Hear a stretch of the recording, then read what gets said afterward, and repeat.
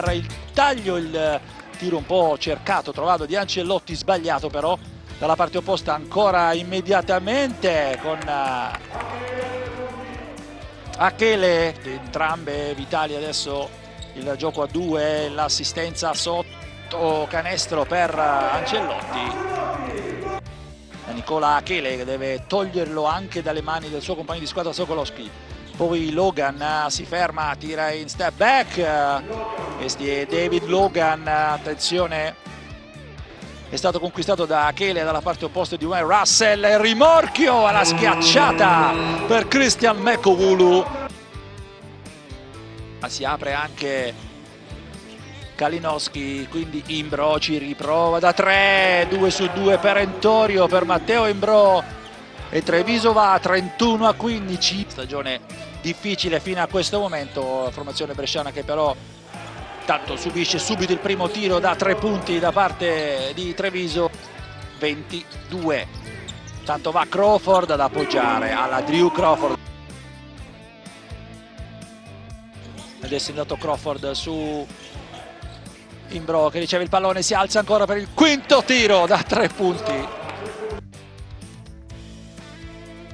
Con la possibilità di sparare, Sokolowski sbaglia, però rimbalza ancora di Treviso. Poi Logan, step back all'indietro anche per David Logan. E sono 52 in questi primo quarto e mezzo giocati. Qui a Brescia Vitali risponde con il tiro da 3 punti. Lorenzo Piccino nuovamente sul parquet, non riesce stavolta la rimessa a Brescia, poi riesce in una seconda momento. 25 sono i punti da recuperare per Brescia. Logan va in 1 contro 1, poi un assist fantastico questo per Achele. Stavolta Kalinowski si alza da 3, va a realizzare, provare a dare una scossa alla formazione bresciana. 24 punti di vantaggio per Treviso che appare in grado di gestire ampiamente bene il suo enorme vantaggio. Logan adesso ha una mano per Mekovulu che va ad appoggiare. Spalla a canestro, lo scarico per Sacchetti, non ha spazio per il tiro, ce l'ha invece Cherry da 3 e Brescia dà qualche segnale. 8 per chiudere l'azione, ancora Cherry, prova a scaricare per Crawford, quindi Willis, il canestro di Darrell Willis.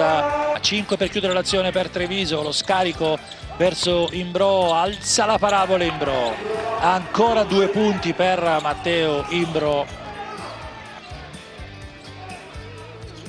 su assist in mezzo all'area e lo scarico per Moss dall'angolo. Questi sono altri 3 punti molto pesanti. Attenzione perché Brescia per Moss prova ad andare 1 contro 1, forse spinto fuori, si alza Bortolani ancora da 3,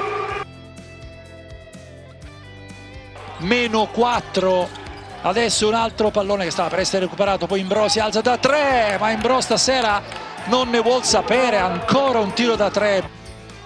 Moss non trova spazio, 4 secondi, 3 secondi e Bortolani che si alza da 3, il pallone va sul ferro, poi va fuori e termina il match con la vittoria per 94-91 da parte della De Longhi Treviso.